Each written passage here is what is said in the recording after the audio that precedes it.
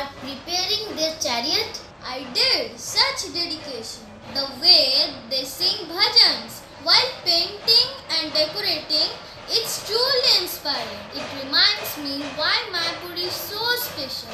They have been practicing kirtans, making garlands, even writing welcome messages for Lord Jagannath's arrival.